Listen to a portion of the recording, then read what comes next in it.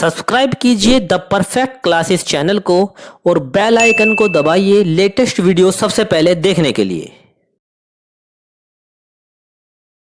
Hello student, आज मैं आपके साथ में कक्षा 7th की जो भूगोल की पुस्तक है उसका लेसन नंबर 1 हमारा पर्यावरण जो है डिस्कस करने जा रहा हूँ। और ये जो लेसन है ये सीटेट और स्कूल एग्ज़ाम और अदर कॉम्पिटिटिव एग्ज़ाम के लिए बहुत ही ज़्यादा महत्वपूर्ण जो है लेसन है। और ये जो मैं लेसन आपको कराऊंगा ये मैं क्वेश्चन आंसर टर्म में जो है आपको लेसन कराऊंगा। और इस पूरे लेसन के पढ़ने के बाद भी जो भी क्वेश्चन बन सकते थे वो सारे के सारे क्वेश्चन जो है मैंने अपने इस वीडियो नोट्स में जो है कवर किए हैं। अगर इस लेसन से किसी भी एग्ज़ाम में, सीटेट में, स्कूल एग्ज़ाम में या कंपटीशन के एग्ज़ाम में इस लेसन में से कोई भी क्वेश्चन आता है तो इन क्वेश्चन आंसर से बाहर नहीं आएगा। यानी जितने भी ये क्वेश्चन आंसर जो मैंने जो इस वीडियो नोट्स में आपको कराए हैं ये इनफ हैं और इससे बाहर जो है आपके पेपर में नहीं पूछा जाएगा। एक एक करके जो है हम इनको समझते हैं और सबसे पहले जानते हैं कि हमारे जो लेसन का नाम है पर्यावरण, हमारा पर्यावरण। और पहले क्वेश्चन शुरू होता है कि पर्यावरण जो है किसे कहते हैं। देखो, पर्यावरण जो है दो चीज़ों से मिलकर बना है। कौन कौन सी दो चीज़ें हैं जिनसे मिलकर बना है? एक है परि और दूसरा है प्लस आवरण। दो चीज़ों से मिलकर जो है पर्यावरण बना है, परि प्लस आवरण। यानी कि जो हमारे चारों ओर से घिरे हुए हैं या जो चीज़ हमें चारों ओर से घिरे हुए हैं वो सारी की सारी चीज़ें जो हैं पर्यावरण कहलाती हैं। जो आवरण हमें चारों ओर घेरे हुए है यानी जो भी चीज़ पृथ्वी पर पाई जाती है और हमारे चारों ओर हमको घेरे हुए है वो सारी की सारी चीज़ जो है पर्यावरण कहलाती हैं। दो चीज़ों से मिलकर बना है परि प्लस आवरण, यानी कि जो भी आवरण जो है हमें चारों ओर से घेरे हुए है वो पर्यावरण कहलाता है। या सिंपल सी भाषा में जो हमारे आसपास सारी वस्तुएं पाई जाती हैं वो सारी की सारी चीज़ें पर्यावरण का एक हिस्सा हैं। यहाँ पर भी एनसीईआरटी की पुस्तक में पर्यावरण की डेफिनेशन दी है, वो मैं पढ़ के बता देता हूँ। पर्यावरण किसे कहते हैं? किसी भी जीवित प्राणी के चारों ओर पाए जाने वाले लोग, स्थान, वस्तुएं एवं प्रकृति को पर्यावरण कहते हैं। यानी जीवित प्राणी के चारों ओर पाए जाने वाले स्थान, वस्तुएं, लोगों को जो है हम क्या कहते हैं? पर्यावरण कहते हैं। हमारे चारों ओर जो भी चीज़ें पाई जाती हैं वो सारी की सारी पर्यावरण का हिस्सा हैं। अब ये जो है ये प्राकृतिक एवं मानव निर्मित परिघटनाओं का मिश्रण है। जो हमारा जो ये पर्यावरण है ये दो चीज़ों का मिश्रण है, एक प्राकृतिक और मानव निर्मित जो परिघटना है उनका मिश्रण है। अब बात करते हैं कि प्राकृतिक पर्यावरण, ये जो प्राकृतिक पर्यावरण क्या होता है? ये प्राकृतिक पर्यावरण में पृथ्वी पर पाए जाने वाली जीवीय एवं अजीवीय दोनों परिस्थितियां सम्मिलित हैं। जो प्राकृतिक पर्यावरण होता है उसके अंदर जो है जीवीय और अजीवीय ये दोनों की दोनों परिस्थितियां सम्मिलित होती हैं। मैं आपको बता दूं जीवीय क्या होता है। सजीव प्राणियों के संसार को, पादप एवं जंतु को जीवीय जो है कहते हैं। यानी सजीव प्राणियों के संसार को जो है जीवीय जो है कहते हैं और जिसमें पादप एवं जंतु आते हैं। एक होता है अजीवीय। अजीवीय में क्या होता है? निर्जीव स्थल या निर्जीव पदार्थ का संसार, जैसे कि स्थल, यानी निर्जीव पदार्थ के संसार को हम अजीवीय कहते हैं। और अजीवीय और अजीवीय जो हैं वो प्राकृतिक पर्यावरण का हिस्सा हैं। इसके अंदर सजीव चीज़ आती हैं और इसके अंदर जो अजीव चीज़ आती हैं जो यानी कि निर्जीव चीज़ें आती हैं। बात करते हैं मानवीय पर्यावरण की। मानवीय पर्यावरण में मानव की परस्पर क्रियाएं, उनकी गतिविधियां एवं उनके द्वारा बनाई गई रचनाएं सम्मिलित हैं। ये हो गया मानवीय पर्यावरण। देखिए ये डायग्राम जो है एनसीईआरटी में दिया हुआ है और इसके अंदर जो है स्थल मंडल जो है आपके जो मंडल बताए गए हैं। जैसे कि एक होता है वायुमंडल, जैव मंडल और जल मंडल, ये सारे के सारे मंडल आपको बताए हैं। मैं यहाँ डायग्राम में आपको बताता हूँ। देखो जो वायु की जो परत होती है जो हमें चारों ओर से घेरे होती है उसको जो है वायुमंडल कहते हैं। और जो स्थल मंडल होता है, जो ठोस जमीन पर पटी होती है, उसको स्थल मंडल कहते हैं। और जिसके अंदर जो है वायुमंडल, जलमंडल और ये तीनों सारी चीज़ें जो है सम्मिलित होती हैं उसको जैवमंडल कहते हैं। मैं इसको डेफिनेशन के माध्यम से भी एक एक चीज़ जो है मैं आपको डेफिनेशन के माध्यम से भी मैं आपको बताऊंगा। ठीक है, प्राकृतिक पर्यावरण से आप क्या समझते हैं? क्वेश्चन है कि प्राकृतिक पर्यावरण से आप क्या समझते हैं? तो प्राकृतिक पर्यावरण भूमि, जल, वायु, पेड़ पौधे एवं जीव जंतु मिलकर प्राकृतिक पर्यावरण बनाती हैं। यानी जितनी भी प्राकृतिक चीज़ होती हैं वो सारे की सारी मिलकर जो है प्राकृतिक पर्यावरण बनाती हैं। तो अब बात करते हैं स्थल मंडल की। जैसे मैंने बताया डायग्राम में आपको, स्थल मंडल का क्या क्या हिस्सा हैं और स्थल मंडल कहते किसे हैं मैं आपको एक्सप्लेन कर देता हूँ। देखो, पृथ्वी के ठोस परपटी या कठोर ऊपरी परत को स्थल मंडल कहते हैं। यानी पृथ्वी की जो ठोस परपटी है, ठोस भाग को जो है स्थल मंडल कहते हैं। जैसे कि इसमें चट्टानें हो गई, खनिजों से ये बना होता है, चट्टान और खनिजों से ये बना होता है स्थल मंडल। स्थल मंडल के बारे में और भी हम जान लेते हैं। मिट्टी की पतली परत से ये ढका होता है। ये पहाड़, पठार, मैदान, घाटी आदि इसके अंदर जो है जैसे विभिन्न स्थल आकृतियों वाला विषम धरातल है। यानी जो स्थल मंडल है इसके अंदर जो है हमें पहाड़ भी देखने को मिलता है, पठार भी और मैदान भी। स्थल मंडल विषम आकृतियों का बना होता है। महाद्वीप के अलावा ये आकृतियाँ महासागरों में भी पाई जाती हैं। ये जो आकृतियाँ हैं पहाड़ की, पठार की, मैदान की, ये जो हैं आपके महाद्वीप के अंदर भी ये सारी की सारी आकृतियाँ पाई जाती हैं। ये खनिज संपदा का भी स्रोत हैं। तो ये सारी की सारी चीज़ें जो है हमने स्थल मंडल के बारे में हमने जानी। पृथ्वी के ठोस भाग को स्थल मंडल कहते हैं। बात करते हैं जलमंडल की। जलमंडल किसे कहते हैं? जल के क्षेत्र को जलमंडल कहते हैं। यह नदी, झील, समुद्र, महासागरों व विभिन्न जलाशयों से मिलकर बना होता है। यानी जो जलमंडल, जल के क्षेत्र को जलमंडल कहते हैं। किस किस से मिलकर बनता है? नदी से, झील से, समुद्र और महासागर और विभिन्न जलाशयों से मिलकर जो है जलमंडल का निर्माण होता है। बात करते हैं वायुमंडल की। वायुमंडल किसे कहते हैं? पृथ्वी के चारों ओर फैली वायु की पतली परत को वायुमंडल कहते हैं। अब पृथ्वी के चारों ओर जो पतली परत फैली है उसको वायुमंडल कहते हैं। पृथ्वी का गुरुत्वाकर्षण बल वायुमंडल को थामे रखता है। यानी पृथ्वी का जो गुरुत्वाकर्षण बल है वो वायुमंडल को थामे रखता है। गर्मी में हानिकारक किरणों से हमारी रक्षा करती हैं। यानी कि जो गर्मी में हानिकारक किरणें हैं उनसे भी जो है ये हमारा जो वायुमंडल है हमारी रक्षा करता है। वायुमंडल में परिवर्तन होने से मौसम में परिवर्तन और जलवायु में परिवर्तन होता है।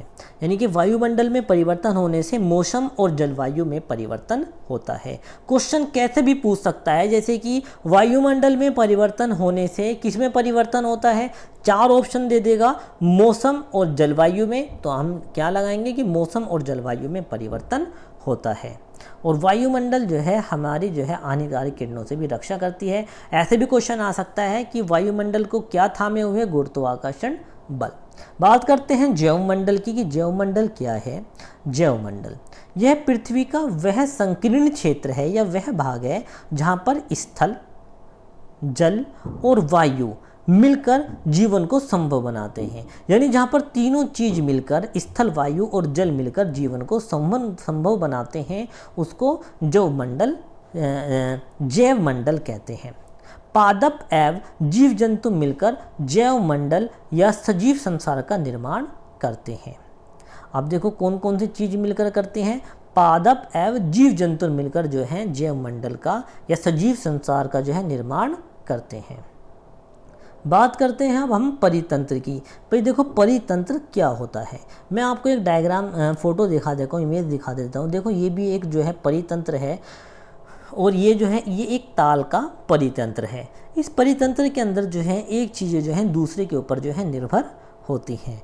अब ये परितंत्र की डेफिनेशन है क्या, परितंत्र किसको कहते हैं, वो चीज़ें मैं आपको बता देता हूँ। दरअसल सभी पेड़ पौधे जीव जंतु यानी सभी पेड़ पौधे जीव जंतु एवं मानव अपने आसपास के पर्यावरण पर आश्रित होते हैं। प्राय वे एक दूसरे पर भी आश्रित होते हैं। जीवधारियों का आपसी एवं अपने आसपास के पर्यावरण के बीच में संबंध ही परितंत्र का निर्माण करता है। यानी मैं अगर आपको समझाऊं, जीवधारियों का आपसी एवं आसपास के पर्यावरण के साथ जो संबंध है वो परितंत्र कहलाता है। जो जीवधारी होते हैं वो अपने आसपास के पर्यावरण पर आश्रित होते हैं और प्राय एक दूसरे पर आश्रित होते हैं। यानी एक दूसरे पर भी आश्रित होते हैं और अपने पर्यावरण पर भी आश्रित होते हैं और जो है मिलकर जो है एक परितंत्र का निर्माण करते हैं। यानी आपस में एक तालमेल बिठाकर जो है वो एक परितंत्र का एक तंत्र का निर्माण करते हैं। और ये मैंने एक ताल का परितंत्र जो है यहाँ पर दिखाया गया है। बात करते हैं हम पर्यावरण के प्रमुख घटक कौन कौन से हैं। देखो, पर्यावरण के जो प्रमुख घटक हैं उनकी अगर हम बात करें तो पर्यावरण के प्रमुख जो हैं 3 घटक हैं। तीनों की हम बात करते हैं।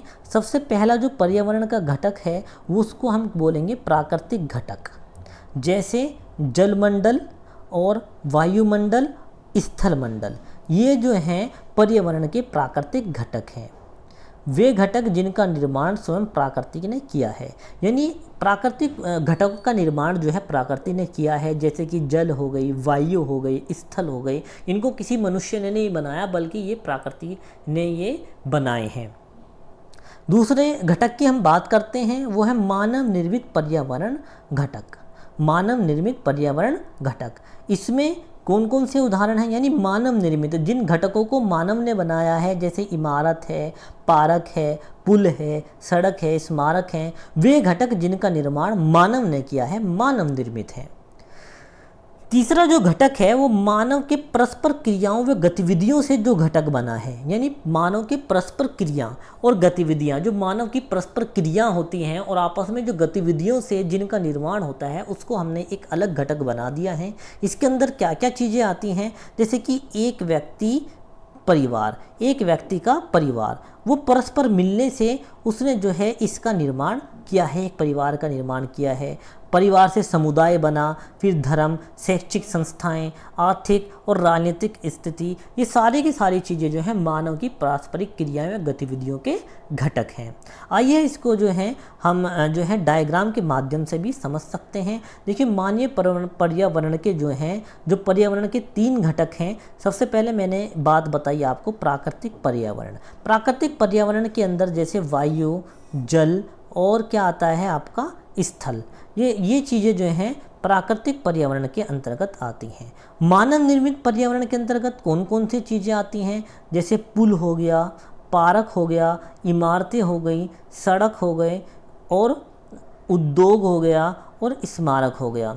कभी कभी पेपर में ऐसे भी दे दिएगा इनमें से कौन सा मानव निर्मित पर्यावरण का घटक नहीं है। पुल, सड़क, उद्योग और स्थल। तो स्थल इस मानवीय पर्यावरण का घटक नहीं है, ये प्राकृतिक पर्यावरण का घटक है। अब बात करते हैं तीसरे घटक की, जो मानव की परस्पर क्रियाओं से बनता है। जैसे एक व्यक्ति, यहाँ पर परिवार, समुदाय, धर्म, शैक्षिक, आर्थिक और राजनीतिक स्थिति, ये सारी की सारी चीज़ें जो है मानव पर्यावरण के, मानव की परस्पर क्रियाओं के घटक हैं। ये भी आपको जो है थोड़े अपने दिमाग में रखने हैं।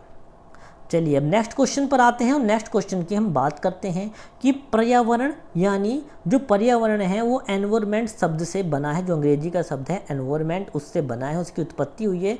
ये एक फ्रेंच भाषा के शब्द एनवायरनोर से इसकी उत्पत्ति हुई है और जिसका अर्थ होता है पड़ोस। यानी एनवायरनोर या जो अर्थ होता है उसका अर्थ क्या होता है, पड़ोस होता है। और फ्रेंच भाषा से हमें 2 चीज़ें याद रखनी है। एक तो एनवायरमेंट की उत्पत्ति किस भाषा से हुई है, फ्रेंच भाषा से हुई है। और एनवायरनोर का जो मतलब होता है वो होता है पड़ोस। बात करते हैं हम वस्तु विनिमय पद्धति क्या होती है। देखिए ये है वस्तुओं के अदला बदली का व्यापार है जिसमें धन का प्रयोग नहीं होता, यानी एक वस्तु के बदले में दूसरी वस्तु दी जाती है। मान लीजिए किसी को गेहूं की ज़रूरत है तो वो चावल देकर, और दूसरे बंदे को चावल की ज़रूरत है तो वो चावल देकर गेहूं को ले सकता है, यानी वस्तु के बदले वस्तु की अदला बदली वस्तु विनिमय प्रणाली कहलाती है। अब हम नेक्स्ट क्वेश्चन पर आते हैं। देखो बहुत ही इम्पोर्टेंट क्वेश्चन है, और ये तो जो कंपटीशन के एग्ज़ाम होते हैं, सीटेट के एग्ज़ाम हैं या बहुत सारे एग्ज़ाम हैं, स्कूल एग्ज़ाम है, बहुत बार पूछा गया है पर्यावरण दिवस कब मनाया जाता है। तो 5 जून, ये डेट आपको बहुत याद रखनी है, 5 जून को पर्यावरण दिवस मनाया जाता है। नेक्स्ट क्वेश्चन है, जीवीय पर्यावरण के 2 प्रमुख घटक क्या हैं। जीवीय पर्यावरण के, जैसे मैंने बताया था जीवीय पर्यावरण और अजीवीय पर्यावरण। तो जीवीय पर्यावरण के जो प्रमुख घटक हैं वो हैं जीव जंतु, पादप और जीवीय, यानी जीव जंतु एवं पादप। ये जो हैं 2 प्रमुख घटक हैं जीवीय पर्यावरण के।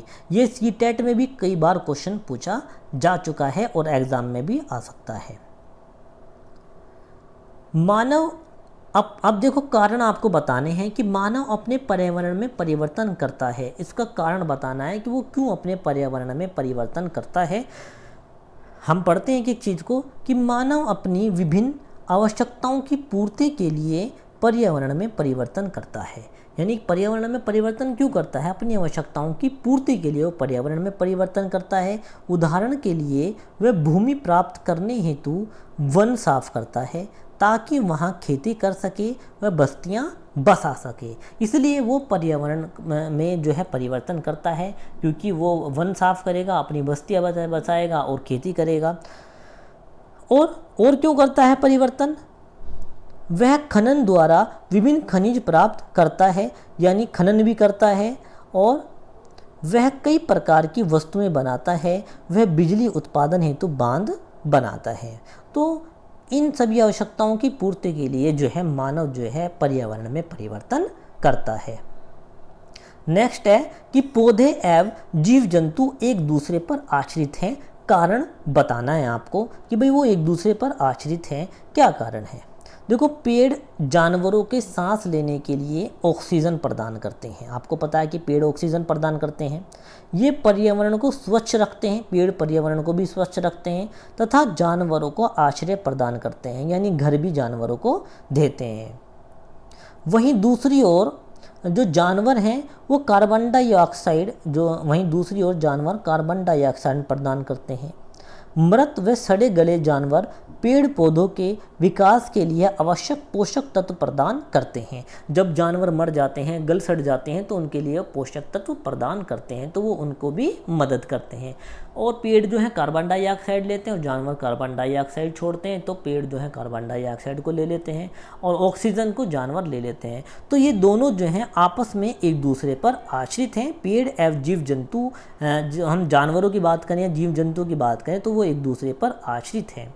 तो इस प्रकार मैंने जो 7th क्लास का जो चैप्टर था हमारा पर्यावरण, ये 7th क्लास का लेसन नंबर 1 था। इस चैप्टर के क्वेश्चन आंसर को मैंने आपको आसान भाषा में समझाया है, और इन क्वेश्चन आंसर के बाहर से आपके एग्ज़ाम में कोई भी क्वेश्चन नहीं आएगा। अगर इस चैप्टर में से कोई भी क्वेश्चन आता है तो इसमें से ही आएगा।